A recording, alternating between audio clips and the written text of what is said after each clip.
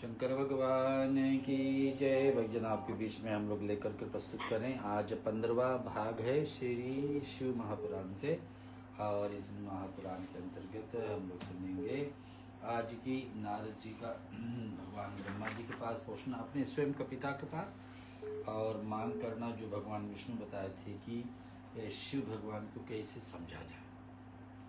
गलती इतने सारी कर दी कि शिव जी की भक्ति उनमें आई नहीं। भगवान विष्णु जिसके साथ में नारद जी ने गलती की, वही उनको भेज रहे, आप जाइए ठीक से समझने के लिए आपको पहुंचना है भगवान ब्रह्मदेव के पास। ब्रह्मदेव ही आपको समझाएंगे शिव तत्व क्या है। शिव जी के विषय समझना है तो स्वयं अपने पिता के पास पहुंचो। लेकिन उससे पहले उसने क्या किया, हजार नाम का संकल्प किया, हजारों बार भगवान शिव जी का नाम बोले। और वहां तक भी नहीं, भगवान शिव का ज्योतिर्लिंग 12 ज्योतिर्लिंग में भी पहुंचे। जहां जहां भी भगवान के, जो पहले तो वाराणसी गए, भगवान शिव जी का मुख्य लिंग जो शिवलिंग 12 ज्योतिर्लिंग, जहां भगवान अपने आप स्वयं रूप में प्रकट है, विराजमान है, वहां गए। सारे दर्शन के बाद में फिर भगवान ब्रह्मलोक पहुंच गए। अब वहां पे क्या सुनेंगे ब्रह्मा जी से, उस कथा को कल हम लोग स्थगित करके वहीं से लेकर के आपके बीच में आगे बढ़ाएंगे। अभी के लिए आप श्रवण करिए। भगवान कुछ मंत्र है, फिर तुलसी रानी आपको कुछ भजन भी श्रवण कराएगी, और फिर आगे जैसे प्रभु की इच्छा। हरि ओम श्रीमन्महागणाधिपतये नमः। ओम श्री सरस्वते नमः। ओम श्री लक्ष्मी नारायणाय नमः। ओम श्री उमा महेश्वरायेभ्यो नमः। ओम वाणी हिरण्यगर्भायेभ्यो नमः। ओम मातुपितृचरणकमलेभ्यो नमः। ओम इष्ट देवतायेभ्यो नमः। ओम कुल देवतायेभ्यो नमः। ओम ग्राम देवतायेभ्यो नमः। ओम वास्तु देवतायेभ्यो नमः। ओम भूर्भुवस्वः तत्सवितुर्वरेण्यं भर्गो देवस्य धीमहि धियो यो न प्रचोदयात्। ओम शन्नो मित्र शन्नो वरुणा शन्नो भैतर्मा शन्नो इंद्रो बृहस्पति शन्नो विष्णुरुरुकमः। नमो ब्रह्मणे नमस्ते वायो तमेव प्रतीक्षं ब्रह्मसि तमेव प्रतीक्षं ब्रह्म वदिष्यामि नित्यं वदिष्यामि सत्यं वदिष्यामि तद्मावतु वक्तु मामवतु वक्तारम्। ओम शांति शांति शांति। आइए जैसे प्रभु की इच्छा वैसे इस कथा को आगे बढ़ाते हुए तुलसी रानी से एक भजन का हिस्सा सुनते हैं। फिर आपके बीच में भगवान शिव जी की चर्चा। शिव जी की चर्चा कहाँ है, रुद्र संहिता। रुद्र संहिता में नारद मुनि स्वयं अपने पिता के घर पर पहुंचे। पिता कौन है, ब्रह्मा।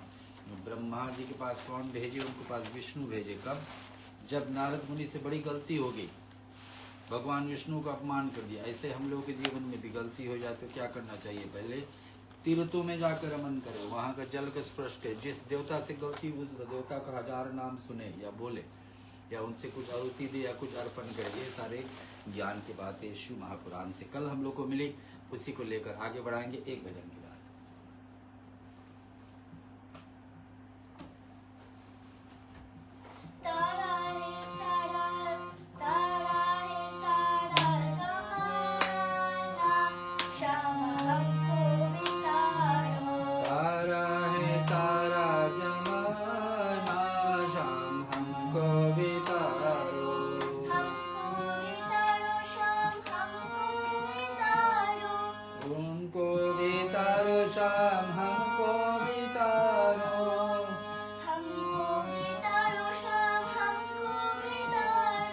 हमको भी तारो शाम हमको भी तारो।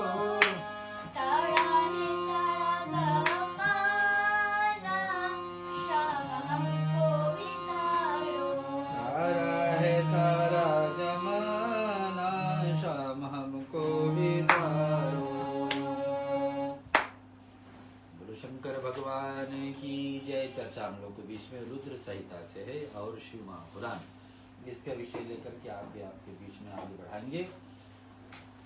वे जो सदाशिव है, उन्हें परम पुरुष ईश्वर शिव शंभु महेश्वर कहते हैं। ब्रह्मा बता रहे अपने पुत्र नारद जी को। नारद जी पहुंचे हैं भगवान के पास इस पाठ को श्रवण करने के लिए।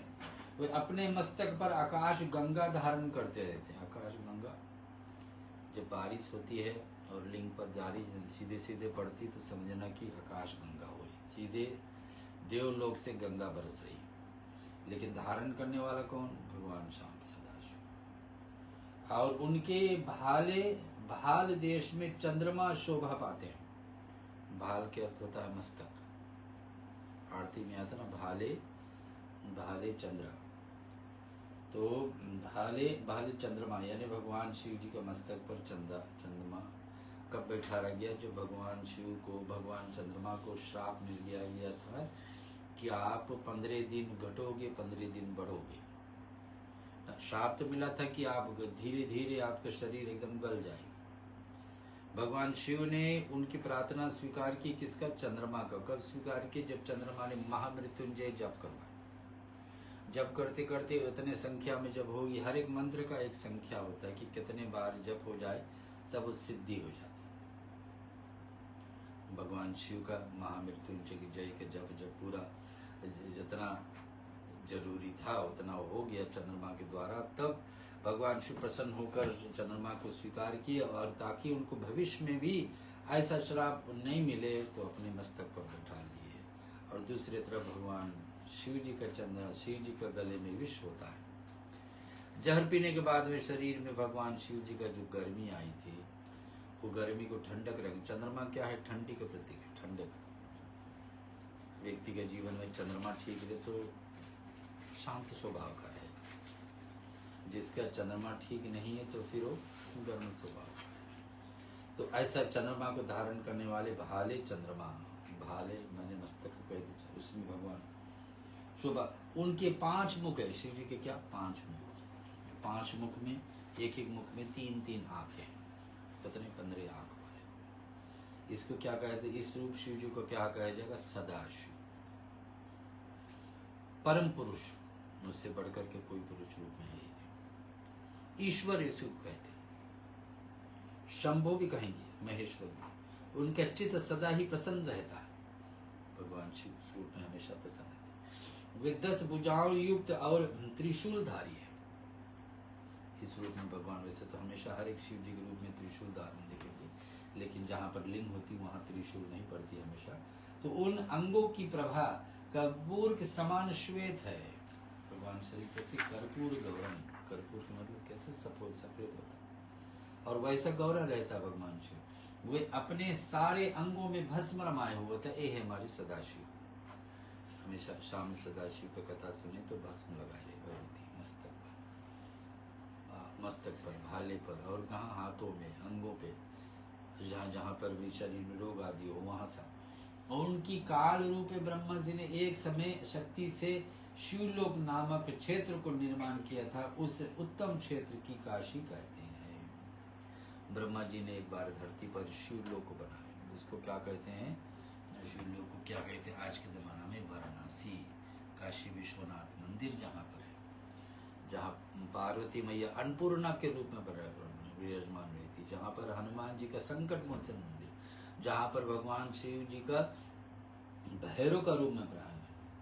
और उस उत्तम क्षेत्र का नाम काशी हुआ। परम निर्णय का मोक्ष स्थान है, निर्वाण का, जो सबके ऊपर विराजमान। काशी में कहते हैं हर कंकर शंकर के समान, हर पत्थर छोटे छोटे से भी शंकर जी के समान। इतने पावन जगह है वाराणसी। और जहाँ पर शरीर छोड़ने वाले कीड़े मकोड़े भी भगवान शिव जी जाके उनके आखिरी शब्द कान में क्या कर देते? राम बोल देते। तो अंतिम में राम सुनने वाला व्यक्ति राम जी का धाम जाते हैं। कहाँ पर? वाराणसी। तो शिव जी का क्षेत्र उसको है शिव क्षेत्र। किसने बनवाया? ब्रह्मा जी ने। नारद मुनि को बता रहे हैं आज ब्रह्मा जी। और वे प्रिय प्रियतम शक्ति और शिव है। प्रिय और प्रियतम, शिव और शिवा, प्रिय और प्रियतम, एक दूसरे में इतने प्रेम और प्रिय। शिव और पार्वती के बराबर प्रिय और किसी का नहीं। तो और शक्ति और शिव है। शक्ति कौन? माता रानी। और शक्ति शिव तो शिव। और वे परमानंद स्वरूप उस मनोरथ क्षेत्र में नित्य निवास करते हैं। ऐसा माना जाता है कि वाराणसी में शिव जी नित्य हर दिन प्रतिदिन रहते हैं और इस क्षेत्र में नित्य निवास करते। काशीपुरी परमानंद रूपी है प्रभु। मुनि शिव और शिवा के प्रलय काल में भी कभी उस क्षेत्र का अपने सानिध्य से मुक्त नहीं किया है, कभी वहां से हमने मुक्त नहीं किया है। शिव प्रलय के कभी सभी क्षेत्र के अपने सानिध्यों में मुक्त नहीं किया, इसलिए विद्वान पुरुष उसे अविमुक्त क्षेत्र भी कहते हैं, जहाँ पर शरीर छोड़ने वाला व्यक्ति को मुक्ति मिल जाती है। लेकिन संजोग से वो ही वहां पर जाकर रह पाएगा जिसका मुक्ति भगवान शिव पहले से तय कर देंगे। हम और आज आप शिव पुराण की कथा सुन रहे हैं तो हमारे ऐसे समझना चाहिए हमारे और आपका बीच में भगवान शिव ने कृपा की है कि शिव जी का लीला को, शिव जी का रूप के बीच वर्णन जो हो रहा है उसको श्रवण कर रहे हैं श्रवण महीना में, तो शिव जी के कारण सुन रहे हैं। शिव जी हमारे और आप पर ऊपर बड़ी प्रेम प्रसिद्ध है। ये मुनि सुनो, शिव और शिवा पर्यंत काल में भी उस क्षेत्र में अपने सानिध्यों में मुक्त नहीं किया गया, इसलिए विद्वान पुरुष इसको अभिमुक्त कहते हैं। वह क्षेत्र आनंद के हेतु है। अपने आप से व्यक्ति का वाराणसी में रहने वाले व्यक्ति को अपने आप से शिव जी के भक्ति जीवन में जागृत होगा, जागृत पहले से है तो उसमें आनंद लेना सुबह इतने आनंद रहेंगे उसमें, इसलिए विद्वान पुरुष उस क्षेत्र आनंद हेतु, इसलिए पिनाकधारी शिव जी पहले उसका नाम आनंदवन रखे थे। वाराणसी का पहला नाम क्या था? आनंदवन, कि जहां पर हर एक प्रकार का आनंद मिल सकता। आनंद कैसा है? शिव जी के भक्ति करने में जो आनंद मिलता है उसको आनंद कहते हैं। और वह आनंदन रखा था, उसके बाद वह अभिमुक्त के नाम से प्रसिद्ध हुआ। कहाँ? वाराणसी को। ये सुनाना हो आपको शिव महापुराण रुद्र संहिता है, नारद मुनि को सुनाने वाले ब्रह्मा जी और कथा को दोहरा रहे हैं सोनक जी से सूत जी। देवऋषि सुनिए, एक समय उस आनंद दवन में रमन करते हुए शिवा और शिव मन में यह इच्छा हुई कि किसी दूसरे पुरुष को भी सृष्टि करनी चाहिए, जिस पर वह सृष्टि संचालन महान भार रख करके हम दोनों केवल काशी में रह करके इच्छा अनुसार विचरे और निर्वाण धारण करें। तो एक बार शिव भगवान और पार्वती मैया वही काशी वाराणसी में थे। उनको मन में हुआ कि इस सृष्टि को बनाने के लिए और किसी व्यक्ति को सौंपा जाए। किसका मन में आई? शिव जी और पार्वती। आगे क्या होगा सुने। वही पुरुष हमारे अनुग्रह से सदा सबकी सृष्टि पालन और वही अंत में सबका संहार भी करे। स्थिति एक समुद्र के समान हो, इसमें चिंता जो उतार रखने उठाकर उसे चंचल बनाए रहती और उसमें इससे सतगुणी रतन, तमोगुणी ग्रह और रजोगुणी मुमेह भी रहते हुए एक विशाल चित्त समुद्र को संकुचित करके हम दोनों उस पुरुष के प्रसाद में आनंद कान काशी में सुख पूर्वक निवास करेंगे। तो भगवान शिव ने और पार्वती मैया ने वही वाराणसी में एक बार भ्रमण करते हुए मन में विचार हुई कि सृष्टि को बनाने के लिए कार्य किसी और को सौंपा जाए, तो काशी में हम आनंद से रहेंगे। वह आनंद वन वह स्थान है, वहां हमारी मनोवृत्ति सब ओर से स्मृत है, इनमें से इसी से लगी हुई है तथा जिसकी बारह जगत चिंता से आतुर प्रतीत होता है, ऐसा निश्चय करके शक्ति सहित सर्वव्यापी परमेश्वर शिव अपने वाम भाग में 10वें अंग पर अमृत तमल लिया था। तो भगवान शिव ने ऐसे अपने पार्वती को लेकर के प्रिय और प्रियतम की कथा है। शिव जी और पार्वती का यहाँ लिखा हुआ है प्रिय और प्रियतम की कथा। ऐसे उसने विचार किया कि वाराणसी में रखें, सृष्टि को बनाने के लिए हम लोग ब्रह्मा जी को कहा सौंपते हैं। और फिर तो वहां से एक पुरुष प्रकट होते जो तीनों लोकों में सबसे अधिक सुंदर था। वह शांत था, उसमें सद्गुणी अधिकता से तथा वह गंभीरता से अथाह सागर था। मुनि क्षमा नामक गुण से युक्त उस पुरुष के लिए ढूंढने पर भी कहीं उपमा नहीं मिलती थी और उसका कांति इंद्रित मणि के समान श्याम था। उसके अंग अंग से दिव्य शोभा छिड़क रही थी और वे नेत्र प्रफुल्लित कमल के समान शोभा थे, जो अंगार रूप से स्वर्ण की भी कांतिमाल सुंदरी रेशमी पीतांबर शोभा थे। किसी भी पराजित न होने वाला वीर पुरुष अपने प्रचंड भुजदंड सुशोभित हो रहा था। किसके बारे में चर्चा हो रही है? भगवान विष्णु को प्रकट होने, भगवान को क्या शांताकारम भुजग शयनम, जितने भी गुण बता रहे हैं यहाँ पर ना, सारे गुण तो भगवान विष्णु का ही है। क्या क्या लिखा हुआ है? सुंदर रेशमी पीताम्बर, पीताम्बर कौन धारण करता है? भगवान विष्णु। और क्या लिखा है? कांति वाले। और दूसरा क्या है? श्री अंगों पर स्वर्ण की ही सी कांति। भगवान विष्णु को क्या प्रिय है? श्रृंगार। कहा जाता कि शंकर प्रिय जलधारा, विष्णु प्रिय श्रृंगार। शंकर को क्या प्रिय? जल का धारा चलते रहे। विष्णु को क्या प्रिय है? श्रृंगार। तो यहाँ लिखा हुआ है अंगों पर स्वर्ण की कांति वाले सुंदर, स्वर्ण यानी सोने का। तो विष्णु जी के चाहे किसी से पराजित नहीं होने। भगवान विष्णु किससे पराजित होंगे? वह पुरुष अपने ही प्रचंड भुजंड को, 4 हाथ वाले, और सुशोभित हो रहे। तदनंतर उस पुरुष को परमेश्वर शिव जी का प्रमाण करके, स्वामी मेरे नाम निश्चित कीजिए कर काम बताइए। वह उस पुरुष को ये बात सुनकर महेश्वर भगवान शंकर हंसते हुए मेघ के समान गंभीर वाणी से बोलते। भगवान शिव क्या बोलते वो सुन लीजिए। बहुत कम जगह पर शिव जी की वाणी मिलती है इसमें, लेकिन मिल रही है तो सुनेंगे। वत्स, व्यापक होने के कारण तुम्हारा विष्णु नाम विख्यात होगा। भगवान विष्णु ने, शिव जी ने, शिव पार्वती ने जब इस पुरुष को प्रकट किए, कहा वाराणसी में, और बता रहे तुम्हारा नाम रख दिए कि वत्स, व्यापक होने के कारण तुम्हारे नाम विष्णु रखे थे। इसके सिवा और भी बहुत से नाम होंगे तुम्हारे। वैसे तो विष्णु जी का सहस्र नाम है, जैसे शिव जी का 1000 नाम है वैसे विष्णु जी को भी है। और तुम सुसिद्ध उत्तम तप करो, क्योंकि वही समस्त कार्यों को साधन है। तपस्या में शक्ति। तपस्या जो करता है, मन करके मंत्र जाप करता है, त्याग करता है, यानी कि गलतियां हो तो फिर उसके लिए त्याग करना पड़ता, व्रत करते हैं, तो इस तपस्या में गिनती आती है। ऐसा कहकर भगवान शिव ने श्वास मार्ग से श्री विष्णु जी का वेदों को ज्ञान प्रदान किया। भगवान शिव ने क्या किया? विष्णु जी को ज्ञान किया। किसका ज्ञान? वेदों का। तदंतर अपनी महिमा से कभी व्यक्त न होने वाले श्री हरि भगवान शिव जी को प्रणाम करके बड़ी भारी तपस्या करने लगे, और शक्ति सहित परमेश्वर शिव भी पार्थिव गणों के साथ वहां से अदृश्य हो जाते। शक्ति सहित, पार्वती के सहित भगवान शिव अदृश्य होते हैं। भगवान विष्णु ने सुदीर्घ काल तक बड़ी ही कठोर तपस्या की। शिव भगवान को, विष्णु को प्रकट तो कर दिए, लेकिन बहुत कठोर तपस्या की। तपस्या में परिश्रम युक्त भगवान विष्णु को अंगों को नाना प्रकार की जल धाराएं निकलने लगी। कहां से? भगवान विष्णु के शरीर से। ये सब भगवान शंकर शिव जी के माया से संभव हुआ था। महामुनि, उस जल के सारा सुना आकाश व्याप्त हो गया। भगवान विष्णु का सारे अंगों से क्या जल निकले। भगवान शिव का, विष्णु कहाँ निवास करते? क्षीर सागर, समुद्र में। तो यहाँ उनको कारण बन रहे कैसे भगवान विष्णु आए हमारे बीच में। यह ब्रह्म रूप जल अपने स्पर्श मात्र से सब पापों को नाश करने वाली, इस जल को हम स्पर्श कर ले बस पाप।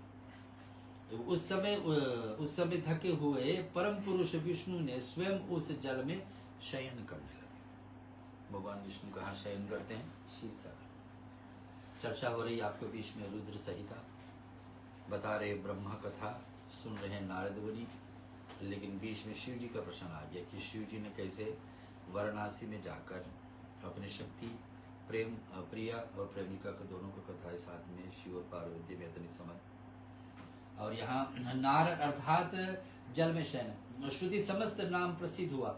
उस समय उन परम पुरुष नारायण का सिवा दूसरी कोई प्रकृति वस्तु नहीं थी। जल में नारायण। और उस समय आगे लिखा क्या? दूसरे पति नारायण के अथा श्री संबुद्ध प्रकट हुए। महामुनि विद्वान उन तत्व को व्युत्पत्ति के प्रकार बताओ रहा हूं, सुनो।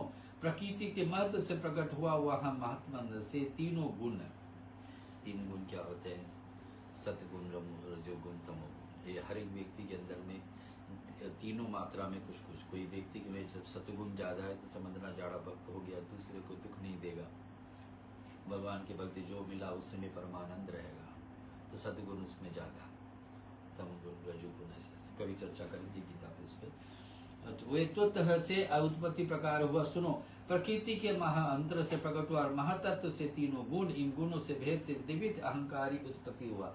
अहंकार से 5 मात्राएं हुई और उन तन मात्राओं से 5 यहाँ सुने। उसी समय ज्ञान इंद्रियों से, कर्म इंद्रियों से प्रादुर्भाव हुआ। 5 इंद्रियां सबके पास है, देखने की शक्ति, सूंघने की शक्ति, बोलने की शक्ति, सुनने के लिए, स्पर्श करने के लिए शक्ति। अरे शक्ति तो है, तो वही ज्ञान भी लेती है, कर्म भी करती है ना। आँख से हम देखे तो कुछ ज्ञान मिला तो फिर कोई कर्म भी करेंगे, हाथ से ऐसा ऐसा। तो इसलिए इनसे पुरुषों को छोड़ करके शेष सारे तत्व प्रकृति प्रकट हुई, इसलिए सब के सब जड़ है। तत्व संख्या 24 है। उसी प्रकार से हुए 24 तत्व को ग्रहण करके वह परम पुरुष नारायण भगवान शिव जी के इच्छा से ब्रह्म रूप जल सो गए। भगवान विष्णु की आज्ञा हुई कि शिव जी की आज्ञा हुई, देखिए प्रकट तो कर दिया, आपको प्रकृति को आगे बढ़ाना है। ब्रह्मा जी को काम सौंपा गया, विष्णु जी को सौंपा गया। देने वाले कौन है? शिवा और शिव। शिव जी भगवान, माँ आदि शक्ति। यहाँ पर 6वां अध्याय पूरा हो रहा। 7वां शुरू होगा। भगवान विष्णु के नाभि से कमल का प्रादुर्भाव, शिव इच्छावान ब्रह्मा जी का उससे प्रकट होना, कमल नान के उत्तम गान का पता लगाने वाले असमर्थ ब्रह्मा का तप करना, श्री हरि के उन्हें दर्शन देना, वेदग्रस्त ब्रह्मा विष्णु के बीच में अग्नि स्तंभ का प्रकट होना तथा उसके और छोर से पता करना पाकर उन्हें दोनों को उस प्रमाण करना। भक्तजन आपके सुना रहे हैं हम लोग शिव महापुराण, और इसमें 15वां दिन आज निकल गया और 15 दिन शेष और है। और 15 दिन हर सुबह हम लोग शस्त्र नाम से आहुति भी दे रहे हैं।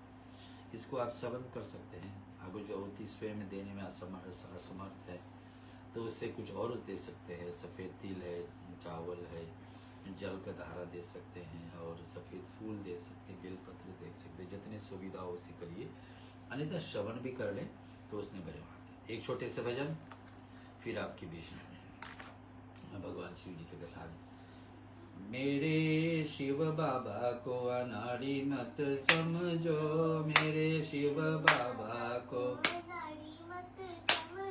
अनाड़ी मत समझो, खिलाड़ी मत समझो, अनाड़ी मत समझो, खिलाड़ी मत समझो। मेरे शिव बाबा के हाथ में डमरू, मेरे शिव के हाथ में डमरू, डमरू को देख कर्मधारी मत समझो, डमरू को देख कर नदारी मत समझो।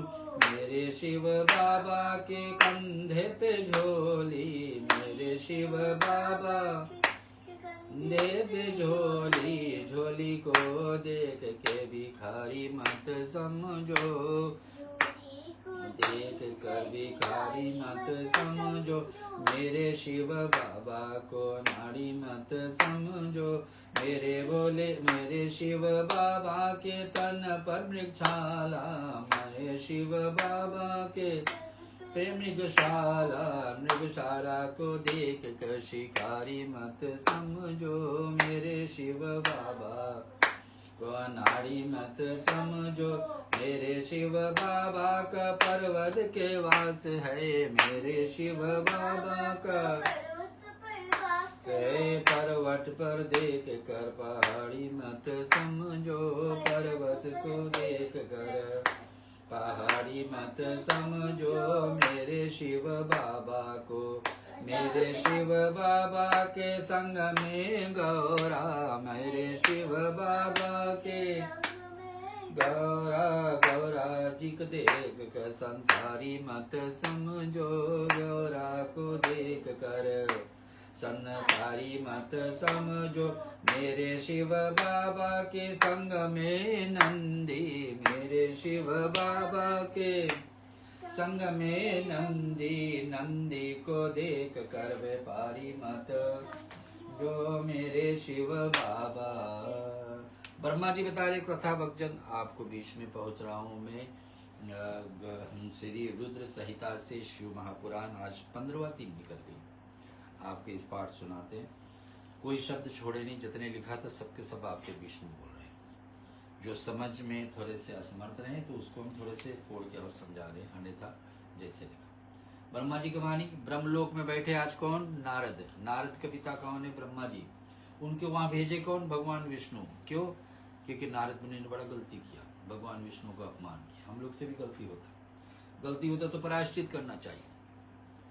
प्रायश्चित के लिए क्या, नारद जी को भेजा गया, सारे शिव जी का मंदिर को ढूंढो, मंदिर को दर्शन करो, फिर उसके बाद में शिव जी का नाम, पहले तो भगवान शिव जी का 1000 नाम सुनो, सुनने के बाद में हर एक शिव मंदिर पर उठो, और करने के बाद तब जाना ब्रह्मलोक में। आज कथा सुनाने वाले ब्रह्मा जी ऋषि, जब नारायण देव जल में शयन करने लगे, उस समय उनकी नाभि से भगवान शंकर इच्छा द्वारा सहसा एक उत्तम कमल प्रकट हुआ।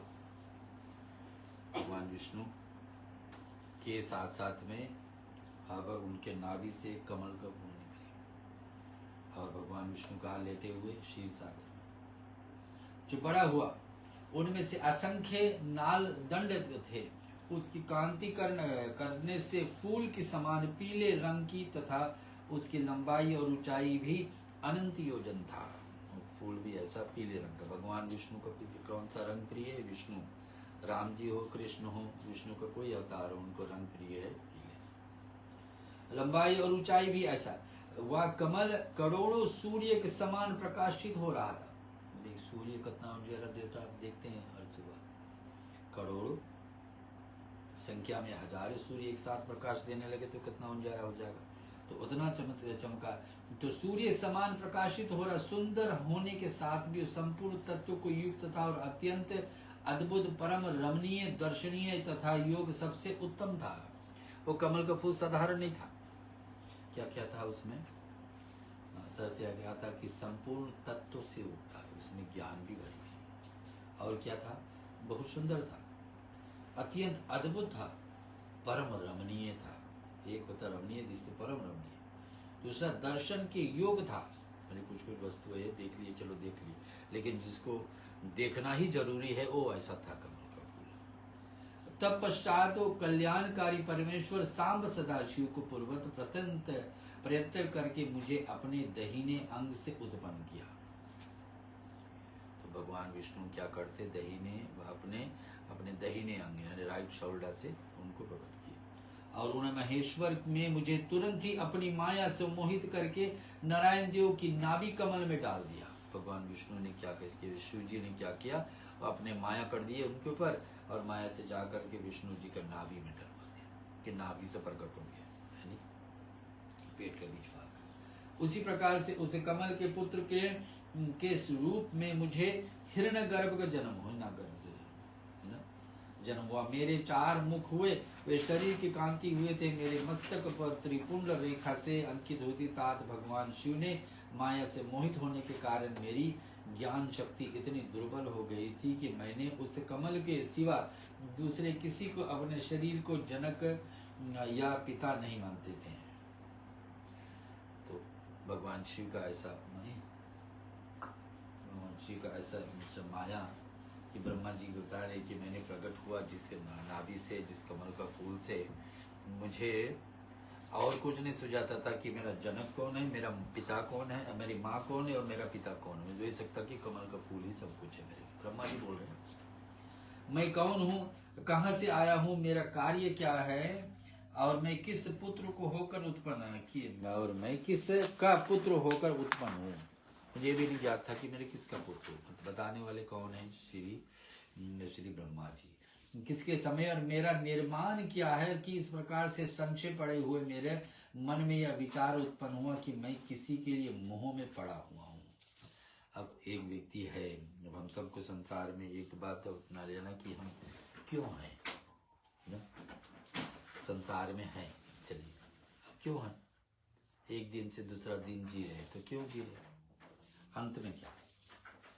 आज जिए, कल जिए, हफ्ते जिए, महीने दिए, वर्ष जिए, पूरे जीवन जिए, तो फिर अंत में क्या? तो ब्रह्मा को वो पता नहीं कि क्यों। हम लोग के जीवन में गरुड़ पुराण पढ़ोगे, गीता पढ़ोगे तो भगवान बताएंगे जीवन का लक्ष्य एक होना चाहिए कि भक्ति। जीवन के एक लक्ष्य होना चाहिए कि शुभ कर्म करके मुक्ति। तो यह ब्रह्मा जी को पता नहीं कि मेरा लक्ष्य क्या है, मेरे काम क्या है, वो किस लिए मोह से पड़ा हुआ था। मैं जिसने मुझे उत्पन्न किया गया उसके पता लगाना तो चाहिए कि मैं क्यों आया हूँ।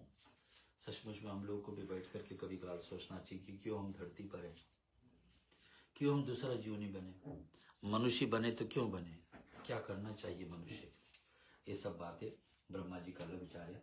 एक कमल पुष्प का सी पुत्र है, पत्रयुक्त नाल था, उसके उद्गम समान से उसे जल के भीतर नीचे की ओर है, जिससे मुझे उत्पन्न किया था वह पुरुष भी वही होगा, इसने संशय नहीं है। तो उसने सोचा कमल का जो सीख है, मैं सोचे कि नीचे के भाग में जल में जाकर पता चला जिस पुरुष ने मुझे प्रकट किया था, तो क्यों प्रकट किया, कौन है वो।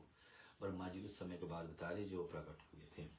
ऐसा निश्चय करके मैंने अपने कमल से नीचे उतरा। मुनि, मैं उस समय कमल की एक एक नाल में गए और सैकड़ों वर्षों तक वहां भ्रमण करते रहे। इतने विशाल कमल का फूल हुआ होगा जो भगवान विष्णु के नाभि से निकली और जिससे प्रकट हुए ब्रह्मा जी। और किंतु वहीं पर उस कमल के उद्गमन से उत्तम स्थान मुझे नहीं मिला।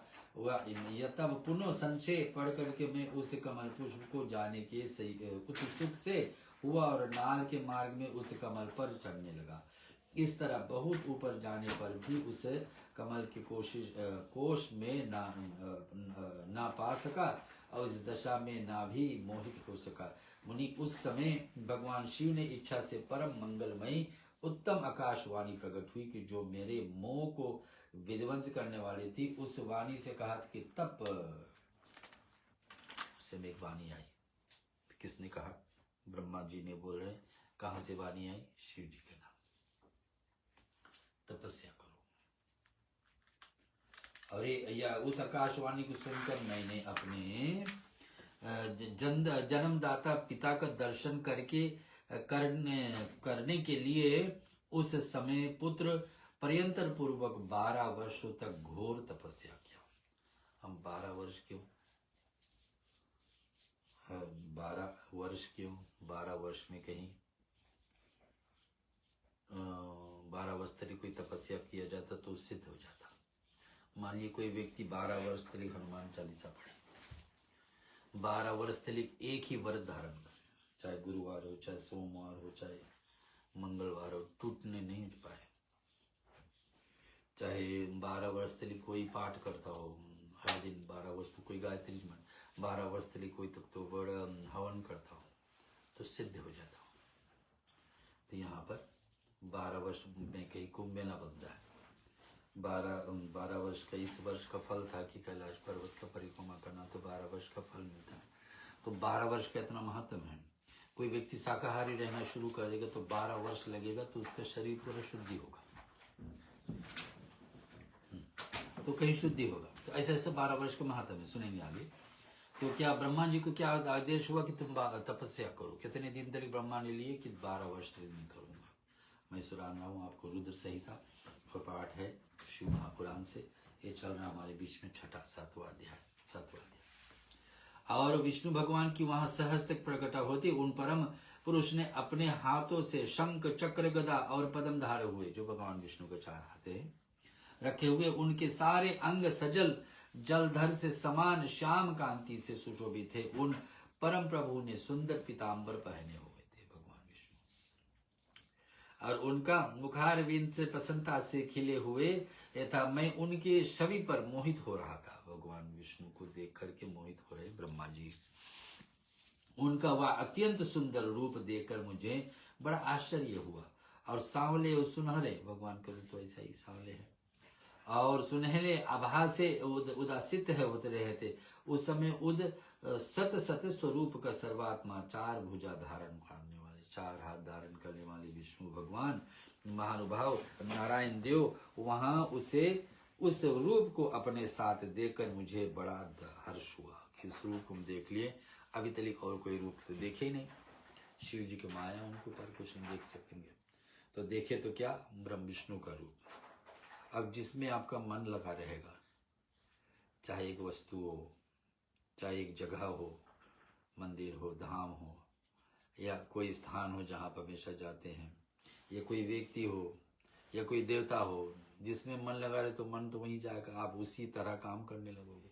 यहाँ लिखा हुआ है दिन रात वही भगवान विष्णु को देखे तो विष्णु में उनका मन बैठने लगा। कैसे? कौन? ब्रह्मा जी का। और महाभाव नारायण को देख करके उसमें उस रूप को अपने साथ में देखकर बड़ा हर्ष होता था कि यही है सब कुछ। तदंतर उस नारायण देव को साथ मेरी बातचीत आरंभ हो गई। ब्रह्मा जी बोल रहे हैं। भगवान शिव जी के लीला से वहां हम दोनों में कुछ विवाद भी छिड़ गई। अब हम लोग बात धीरे धीरे कहाँ ले जा रहे हैं, भगवान ब्रह्मा और भगवान विष्णु के बीच में विवाद अथवा युद्ध तैयारी हो जाती, जहां पर शिव जी आकर शांत करेंगे। अभी तक शिव जी को देखे नहीं है कौन, उनसे भगवान ब्रह्मा जी, खाली विष्णु को ही परिचय है। लेकिन ये लग रहा, अब कभी काले भी तो होता है कि जिससे हम सब कुछ सीखे हैं उनसे हम सोचते हैं कि हम उनसे बढ़ कर के, तो आज वही हो रहा। ब्रह्मा जी सोच रहे हैं विष्णु से हम बढ़ करके है कि नहीं है, वो तो ग्रंथ बताएगी, उसको हम देता हूँ जान दें। तो तदंतर उस नारायण का देव को साथ मेरा बातचीत आरंभ हुआ। भगवान शिव की लीला से वहां हम दोनों कुछ विवाद भी छिड़ गए, और उसी समय हम लोगों ने बीच में एक महान अग्नि स्तंभ ज्योतिर्लिंग प्रकट हो गया। अग्नि, जो अग्नि तो गर्मी होता, अग्नि का स्तंभ प्रकट हो। कहाँ? भगवान विष्णु और भगवान ब्रह्मा जी के बीच में। मैंने और विष्णु जी में क्रमश ऊपर और नीचे जाकर के उससे आदि अंत का पता लगाने के लिए बड़ा प्रयत्न किया कि हम दोनों में से तो हम ही दोनों सब कुछ है। ब्रह्मा जी आज तक किसी को देखे नहीं, और विष्णु भगवान को तो शिव जी प्रकट किए, पता सुन चुके, लेकिन ब्रह्मा जी को पास और तरीके से देखे नहीं। आज ब्रह्मा विष्णु जी के पास बता रहे हैं कि कौन बड़े, हम बड़े कि आप बड़े। लिंग आ गई बीच में, अग्नि। अब इसको पता करेंगे कि हमारे, जब हम बड़े तो हम क्यों उनको पता नहीं कर पा रहे, आप बड़े तो आप क्यों नहीं पता कर रहे हैं। तो नीचे जाने का काम, ऊपर जाके पता करना, ये सब लिए प्रयत्न किया, परंतु हम भी उसका और जोर से नहीं जाते, या थक कर ऊपर से नीचे लौट आया। और भगवान विष्णु भी उसी तरह नीचे गए। भगवान विष्णु तो वैसे भी बड़ा रूप अवतार करेंगे तो सुअर का रूप धारण करते तो धरती में नीचे गए ही चले जाते। जल में रहने वाला जल तो धरती पर ही है, तो भगवान विष्णु धरती के नीचे चले गए। अग्नि स्तंभ को प्रकट करने वाले शिव जी है। तो बड़े हैं तो पता तो करके तो बताना चाहिए कि कौन बड़े, तो वही में तो घोषित होगा।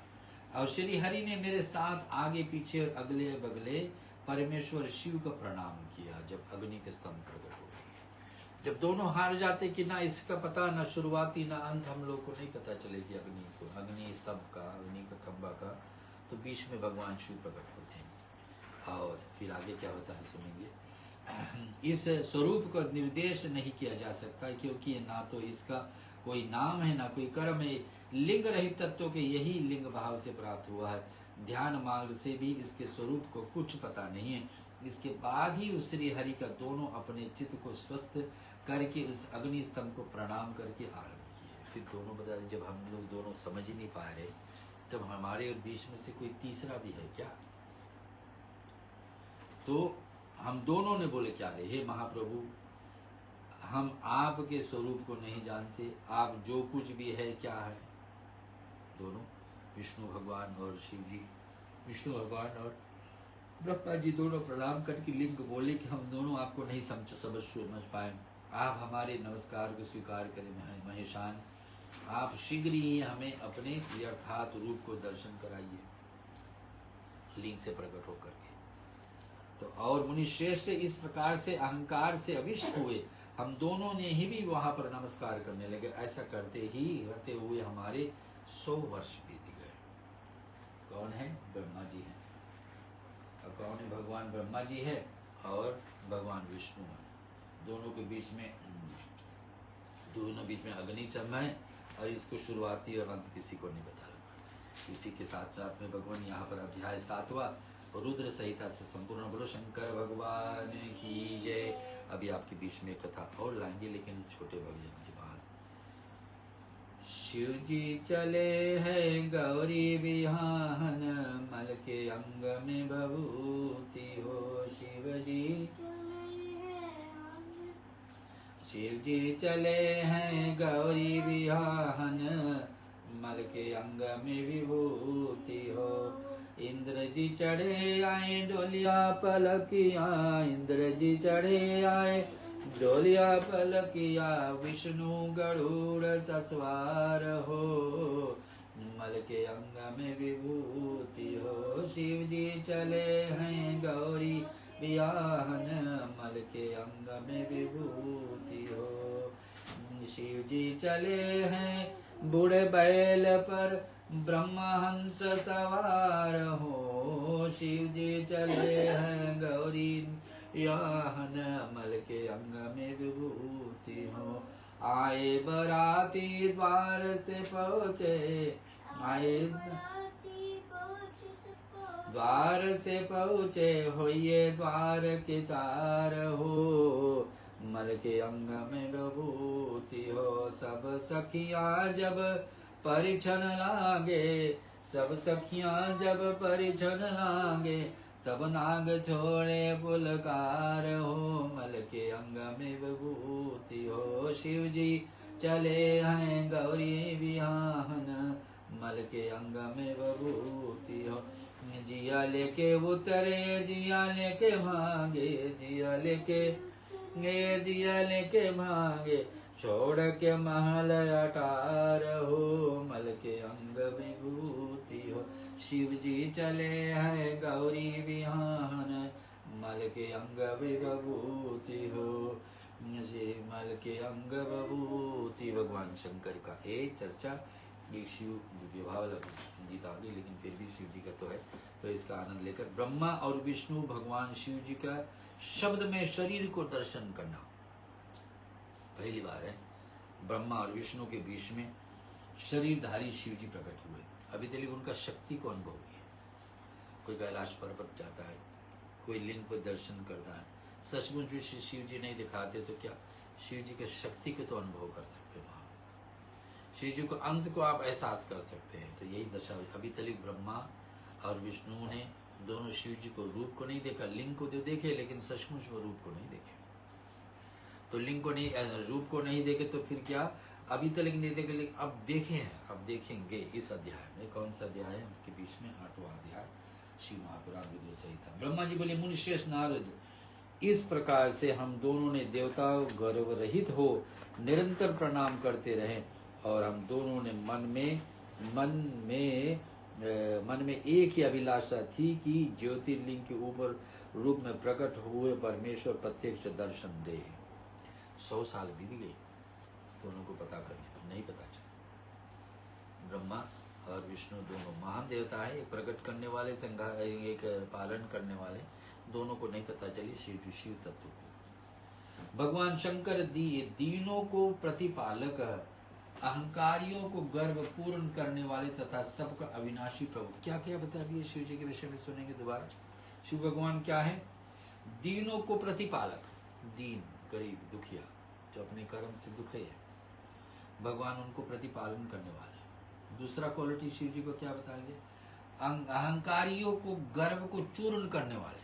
अहंकार जिसको होता है, जो भी कुछ अच्छा करने वाले व्यक्ति को मन में लगता है कि हमारे बराबर कोई नहीं। जैसे नारद मुनि को हुआ, जैसे नारद मुनि को यही हुआ था कि तपस्या करते करते और वहाँ पर कोई उसको हानि नहीं है, मैंने कि कामदेव पहुँचे, इंद्रदेव पहुँचे, कोई रोक नहीं पाया, कोई बाधा नहीं डाल पाया, तो अहंकार हो गया उनको।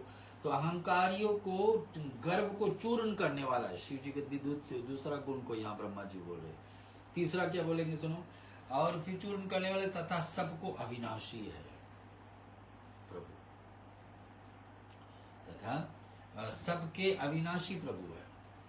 सारे विनाश होंगे, लेकिन अविनाश तो भगवान शिव जी का नाश कभी नहीं होगा। अविनाशी, नाशी एक, ये अविनाश कभी नहीं होगा। 3 गुण बताएं इसका शिव जी का, हम सुने। हम दोनों को दयालु हो गए, और उस समय वहां पर सुरश्रेष्ठ ओम ओम ऐसा शब्द रूप करके नाद प्रकट हो गए। भगवान शिव प्रकट हुए, कैसे करके, कैसा नजारा होगा जब भगवान शिव के सामने खड़े हुए ब्रह्मा जी और विष्णु के बीच। और वह नाद प्लुत स्वर में अभिव्यक्त हुआ था। जोर से प्रकट होने वाले उस शब्द का विश्व में से यह क्या है, ऐसा सोचते हुए समस्त देवताओं आराध्य भगवान विष्णु मेरे साथ संतुष्टि से खड़े हो गए। कोई बड़े व्यक्ति आता तो बीच में लोग खड़े हो जाते, तो यहाँ तो साक्षात महेश्वर आए, जिसको देखे ही नहीं, जिसका शक्ति को अनुभव तो किए कि शक्ति है क्या, लेकिन समझ नहीं पाए। अब सब स्वयं भगवान प्रकट हुए, और ऐसा सोचते हुए सर्वथा वैर भाव से रहित थे। उन्होंने लिंग की दक्षिण भाग में सनातन आदि वर्ण आकार से दर्शन किया, उत्तर भाग में ओंकार, मध्य भाग में मकार और अंत भाग में ओम इस नाद का सचत दर्शन करते हुए अनुभव किया। तो वो लिंग का ऊपर के भाग में आ, बीच में ऊ, नीचे मा का शब्द निकलते हुए ओम का शब्द बने। दक्षिण भाग में प्रकट हुए और सूर्य मंडल के समान तेजो में देखकर वह उन्होंने उत्तर भाग में दृष्टिपात किया। तब वहां पर उकार वर्ण अग्नि के समान दीप्तशाली दिखाई दी। मुनिश्रेष्ठ उसी तरह उन्होंने मध्य भाग में मकार को चंद्रमंडल के समान उज्जवल कांति से प्रकाश हुए। इतनी तेज निकली, ये तेज निकली और देखते देखते ब्रह्मा और विष्णु के बीच में वो तेज आई। और उसी तरह से उन्होंने मध्य भाग में आकार सुन चुके चंद्रमंडल समान उज्जवल कांति से प्रकाश देखा। तदंतर जब उससे ऊपर दृष्टि डाली तब वो शुद्ध स्फटिक मणियों की तरह से निर्बल प्रभाव से युक्त। मैंने क्या क्या रत्न हम लोग नहीं देखे, उस लिंग में क्या नहीं देखे। भगवान शिव जी की चर्चा कर रहे हैं यहाँ पर नारद मुनि से ब्रह्मा जी। निर्दत्त निरपद्रव आदित्य शून्य में वाग और अध्यात्मक भेद से रहित ब्रह्मांड भेद युक्त जगत के भीतर और बाहर स्वयं की स्थिति आदि मध्य और अंत में रहित आनंद के अधिकारण तथा सबके परम आश्चर्य सत्य आनंद एवं अमृत रूप पर ब्रह्म साक्षात प्रकट हुए, जिससे हम सब प्रकट हुए हैं। ब्रह्मा जी बताए जिससे भगवान शिव जी, भगवान विष्णु भी हुए और भगवान ब्रह्मा जी भी हुए, वो हमारे सामने प्रकट हुए। ब्रह्मा जी के तो एक खोज था कि मेरा पिता कौन है, माँ कौन, उनका काम क्या है। हम सबको दिन में कभी कभी जीवन में कभी कभी सोचना चाहिए कि हमारे काम क्या है, क्यों हम आए, क्यों हम मनुष्य बने, क्यों हम सनातनी बने, क्या हमको करना चाहिए। तो यह ब्रह्मा जी का लक्ष्य वही था कि हम क्यों आए ना। तो यहाँ उस समय श्री हरि यह सोचने लगे कि यह अग्नि स्तंभ यहाँ कहाँ से प्रकट हुआ होगा, हम दोनों फिर उसकी परीक्षा करें। शिव जी माने नहीं, ब्रह्मा जी, मैं इस अनुपम अनल स्तंभ को नीचे जाऊंगा। अनल यानी अग्नि को कहा जाता है, अनल स्तंभ को नीचे के भाग जाऊंगा, विष्णु भगवान बता रहे। और ऐसा विचार करते हुए शरीर की हरि ने वेद और शब्द दोनों को आवेश से युक्त विश्वास आत्मा शिव जी को चिंतन किया। तब वहां एक ऋषि प्रकट हुए जो ऋषि समूह के परम सार रूप मान जाते थे। उन ऋषि के द्वारा परमेश्वर विष्णु के जाना और इस शब्द ब्रह्म में शरीर के परम लिंग रूप में साक्षात पारा ब्रह्म स्वरूप महादेव ही वहां पर प्रकट हुए। जब विष्णु भगवान हार जाते हैं, बताते कि मैं जाकर पता चलूंगा नीचे के भाग में क्या है, तो वहां पर ऋषि पर चिंता रहित अथवा अचिंत्य रुद्र था। शिव जी एक रूप प्रकट किए जिसको रजत रुद्र, एक तो है सदाशिव, दूसरा यहाँ पर रुद्र का रूप आ रहा है। और वो जहाँ पर जाकर मन सहित वाणी उससे प्राप्त किए बिना ही लौट आती है, वह पर ब्रह्म परमात्मा शिव जी के वाचक एक क्षर प्रणो ही था। वे इसके वाचर्य रूप से उस परम कारण रित सत्य सनातन और अमृत स्वरूप पर ब्रह्म एक अक्षर वाच्य था। प्रणों को एक अक्षर का से जगत बीजभूत चंड माना। भगवान ब्रह्मा जी का बोध किया था। उसके दूसरे एक अक्षर उकार और परम काव्य सोप श्री हरि का बोध होता था। और तीसरे एक अक्षर माकार से भगवान नील लोहित शिव का ज्ञान लेता था। संसार में पहला शब्द कोई बच्चा कोई भी मत में जन्म लेता, कोई भी धर्म में जन्म होता है, पहला शब्द बोलता है ओम। पहले चिल्लाता है आ करके, फिर थोड़ा शांत हो गए तो ऊ बोलेगा, अंत में माँ। तो आ ऊ और माँ का यहाँ ज्ञान मिल रहा है भगवान ब्रह्मा जी को और विष्णु जी को। लिंग में ही आकार सृष्टि से, उकार मोह से डालने वाला और माँ का नित्य अनुग्रह करने वाला, तीनों का ज्ञान इनको यह। और इस प्रकार से बीज मंत्र के स्वामी और आकार सज्जत मुझे ब्रह्मा जी को बीज कहते हैं। उकार नामधारी श्री हरि योनि है। प्रधान और पुरुष के भी ईश्वर जो महेश्वर है, वे बीज और योनि भी थी। उन्हीं के नाद कहा जाता। उनके भीतर सबका सामवेश बीजी अपनी इच्छा से ही अपने बीज को अनेक रूपों में विभक्त करते हैं। और हम लोग सुन रहे रुद्र संहिता सिद्ध है। इस इन बीजी भगवान महेश्वर को लिंग के आकार रूप से बीज प्रकट हुआ है, जो ओंकार योनियों में से स्थापित होकर के सब ओर बढ़ने लगा। संसार को शुरुआती के बारे में बता रहे हैं। उस स्वर्णमय अंड के रूप में ही बताने योग था उसका, और कोई विशेष लक्षण नहीं लक्षित हो रहा था। वह दिव्य अंड अनेक वर्षों तक जल में भी स्थित था। तो अंड जो परिदृष्ट हुई वो जल में भी था, और इस प्रकार से उसका और कोई विशेष लक्षण नहीं था। तदंतर 1000 वर्ष तक बाद वो अंडे के 2 टुकड़े हुए। जो अंडे प्रकट हुए थे वो जल में रखा गया और 2 भाग हुए। जल में से सिद्ध हुआ अंड अजन्मा ब्रह्मा जी की उत्पत्ति स्थान था, और साक्षात महेश्वर का आधादात से फूट करके 2 भागों को बट गए था। उस अवस्था में उसका ऊपर सिद्ध हुआ स्वर्ण में कपाल बड़ी शोभा पाने लगा था। वहां पर लोकों से रूप प्रकट हुआ तथा जो उसका दूसरा नीचे कपाल था वहीं से 5 लक्षणों से युक्त पृथ्वी प्रकट हुई। एक अंड का 2 भाग हुई, एक का देवलोक ब्रह्मा जी का, दूसरा भाग से धरती प्रकट हुई। उस समय लोगों को सृष्टा, और उस प्रकार से भगवान महेश्वर की आ, उ और माँ इन त्रिविध रूपों को वर्णित हुए थे। वहीं से वर्णित हुए थे 3 रूप कैसे है।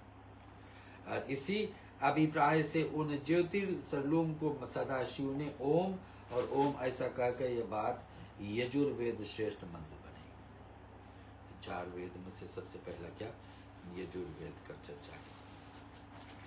और आदर से हरि, अब ए ब्राह्मण ये बात ऐसी है, ऐसा है कि इस तरह से देवेश्वर शिव जी को जानकर श्री हरि ने शक्ति संभूत मंत्र द्वारा उत्तम और महान अभियुत द्युष से शोभित होने वाला और महेश्वर का स्तवन किया।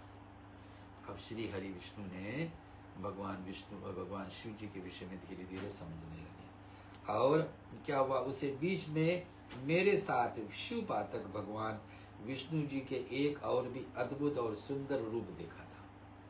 एक और रूप भी देखे भगवान विष्णु और ब्रह्मा जी। क्या वह रूप 5 मुख वाले और 10 भुजा वाले 10 हाथ वाले अलंकृत था। उनकी कांति कर्पूर के समान गौर था। भगवान शिव जी का चर्चा, 5 मुख तो शिव जी का ही है।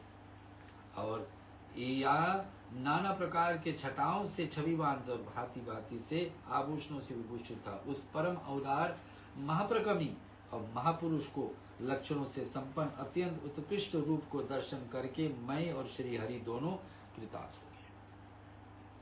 अब शिव जी का उस 5 मुख वाले 10 हाथ वाले और क्या रूप है, कर्पूर जैसा गौरा।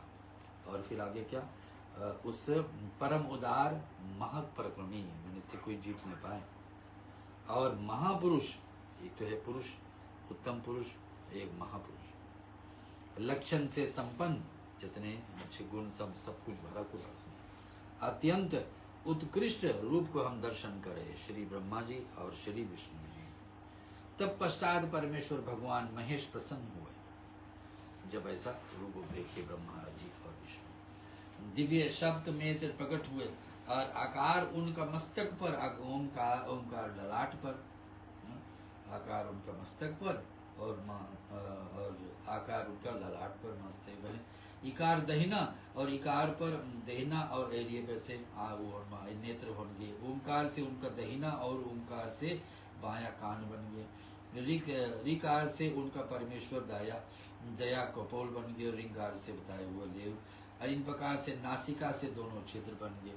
एक एक अंग कैसे भगवान जी को देखते देखते ब्रह्मा जी को विष्णु को प्रकट हुए। ओंकार तथा ओंकार ये दोनों क्रमश उनकी ऊपर और नीचे की 2 दंत बातियों से आ और उ देवादि देव शूलधारी शिव जी का दोनों तालु बन गए शब्द से। और एक आदि 5 अक्षर से दहिने 5 हाथ बने और आदि से 5 अक्षर से बाएं 5 बन गए। और ता से उनका और ता से आदि 5 अक्षर बन गए, उनके पैर हो गए। प्रकार पेट बन गए। फकार से दहिना पार्श्व बताया जाता है और बकार से बाया पार्श्व बनाया गया। भाकार से कंधा कहते हैं। माकार से उन योगी महादेव शंभु का हृदय है। ऐसे लेकर 7 अक्षर सर्वव्यापी शिव जी का शब्द में शरीर को 7 धातुएं हैं। आकार उनकी नाभि ले और जकार से मेरु त्रिनेत्र कहा गया। इस प्रकार से निर्गुण एवं गुण रूप परमात्मा शब्द में रूप को भगवती उमा के साथ देखकर मैं और श्री हरि दोनों कृतार्थ हुए। देखते देखते उनका ऐसा ब्रह्मा जी और विष्णु जी का देखते देखते ऐसा रूप प्रकट हुए, लेकिन शक्ति सही। इस तरह शब्द ब्रह्म में शरीरधारी महेश्वर शिव जी का दर्शन पाकर मेरे साथ श्री हरि ने उन्हें प्रणाम किया और पुनः ऊपर की ओर देखा। उस समय उन्हें 5 कलाओं से युक्त ओंकार गणित मंत्र साक्षात हुआ था। तत्पश्चात महादेव जी का एक तामसी व महावाक्य दृष्टि गोचर हुआ था, जो परम उत्तम मंत्र था तथा शुद्ध स्फटिक के समान निर्मल था। ऊपर का भाग जो लिंग अग्निलिंग प्रकट हुआ था, ऊपर के भाग में चर्चा ब्रह्मा जी बोल रहे। फिर संपूर्ण धर्म और अर्थ का साधन तथा बुद्धि स्वरूप गायत्री नामक दूसरा महान मंत्र लक्षित हुआ, जिससे 24 अक्षर बने हैं। मंत्रों में महान क्या है? गायत्री। 24 अक्षर, 24 देवताओं को नाम से जोड़ करके बनती है गायत्री मंत्र। तो 24 देवताओं भी है उसमें, जैसे गणेश जी है, भगवान विष्णु है, भगवान माँ लक्ष्मी है, श्री कृष्ण है, भगवान शिव जी तो है ही, सूर्य भगवान है, चंद्रमा भी है। 24 अक्षर वाले गायत्री। तब पश्चात मृत्युंजय मंत्र, फिर पंचाक्षर मंत्र हुआ। मृत्युंजय मंत्र पंचाक्षर ओम नमः शिवाय। दक्षिण मृत संगर्द और चिंतामणि मंत्र का साक्षात हुआ। इस प्रकार से 5 मंत्रों को उपलब्धि करके भगवान श्री हरि ने उनका जप करने लगे। कौन का मंत्र है? गायत्री मंत्र, महामृत्युंजय मंत्र और ओमकार भगवान शिव जी का मंत्र। इस प्रकार से 5 मंत्र को उपलब्धि करके श्री हरि ने तदंतर लिंग, यजुर और साम, ये जिनका रूप है, जो ईश्वर को हो मुकुटमणि ईशान है, जो पुरातन पुरुष है, जिनका हृदय अघोर अर्थात सौम्य है, जो हृदय से प्रिय लगने वाले सर्वगुरु सदाशिव है, जिनके चरण बाम परम सुंदर है, जो महान देवता और महान सर्पराज का आभूषण रूप है धारण करने वाले शिव जी के बारे में चर्चा बोल रहे, जिनके सभी ओर से पैर और सभी ओर से नेत्र, पैर से लेकर के नेत्र, जो मुझ ब्रह्मा जी के भी अधिपति हैं, कल्याणकारी तथा सृष्टि पालन एवं संहार करने वाले, सृष्टि को बनाने, पालन एवं संहार करने वाले भगवान विष्णु जी का आदेश से ही सब कुछ होता। उन वरदायक सांब सदाशिव मेरे साथ भगवान विष्णु के प्रिय वचनों के द्वारा संतुष्ट से स्तवन किए, संतुष्ट होकर स्तवन किए। यह अध्याय 8वां पूरा होता हमारे बीच में। शिव जी का सत नाम सुनेंगे। हर एक नामों में बहुत सारे गुण हैं, तो शिव जी का 108 नाम है यहाँ सुनेंगे। आपके पास कुछ साधन है अर्पण करने के लिए तो जरूर करिए, अन्यथा नाम और महिमा तो आप सुन चुके हो। 2-3 दिन से मैं वही बात बोल रहा हूँ। नाम जितने बार भगवान का नाम इस महीने में बोला जाए, सुना जाए, उसके साथ साथ कुछ अर्पण किया जाए तो बड़ी लाभदायक है। 1 बार, 5 बार, 3 बार, 21 बार, 100 बार, 108, 1000 बार हो जाए तो सके। तो अभी हम लोग सत नाम मैंने 108 नामावली से भगवती अर्पण करेंगे। आप भी कुछ साधन कर लीजिए।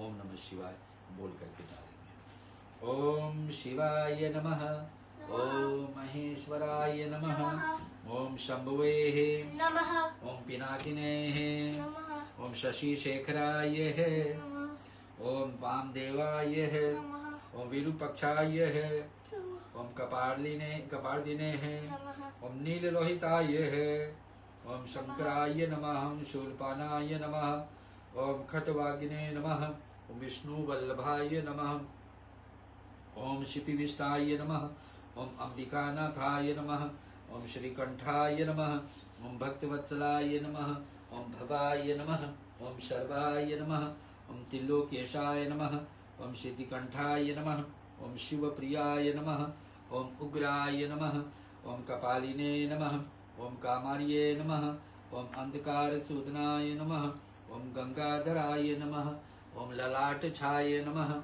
ओम श्रीकालकालाय नमः, ओम कृपानिधे नमः, ओम भीमाय नमः, ओम परशुहस्ताय नमः, मृगपनाय नमः, ओम जटाधराय नमः, कैलाशवासिने नमः, ओम कविचने नमः, ओम कठोराय नमः, ओम त्रिपुरांतकाय नमः, ओम वृषांकाय नमः, वृषभारूढ़ाय नमः, ओम भस्मदवृद्ध विग्रहाय नमः, ओम सांप्रियाय नमः, ओम स्वेरमयाय नमः। ओम त्रिमूर्ते नमः। ओम अविनेश्वराय नमः। स्वर्गाय नमः।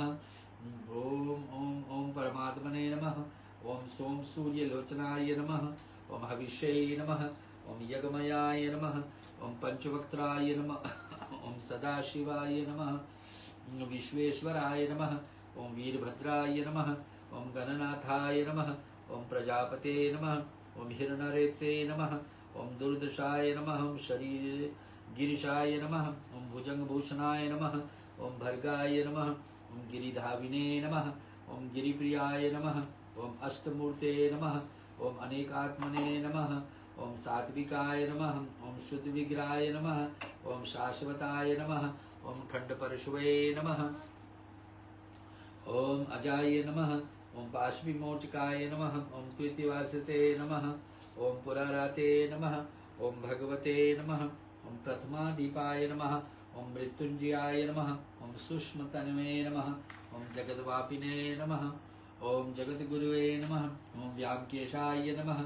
ओम महसेनाय नमः। ओम जनकाय नमः। ओम चारु विक्रमाय नमः। ओम पवित्राय नमः।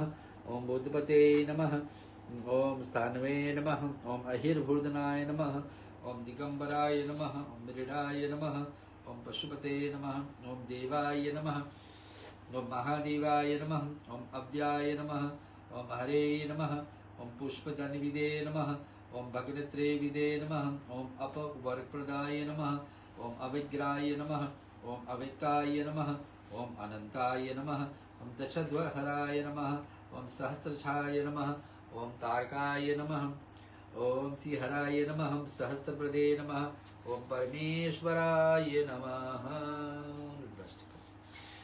नमामि शमीशानिर्वाणिरूपम् एवं व्यापकं ब्रह्मवेद्यस्वरूपं निजं निर्गुणं निर्विकल्पं निरीहं चिदाकाशमाकाशवासं भजेऽहं निराकारोऽकारमूलं तुरीयं गिराज्ञानगोपीतमीशं गिरीशं करालं महाकालकालं मृगालं गुणागारि संसारप्रारम्भतोऽहं तुषाराद्रिसङ्काशकालं नमीरं मनोबोधिकोटिप्रभासैश्वरीलं सफमोलिकल्लोलिनीचारुगङ्गा लसत्बालबालेन्दुकण्ठे भुजङ्गा चलत्कुण्डलं भूषणत्रं विशालं प्रसन्नाननीलकण्ठं दयालं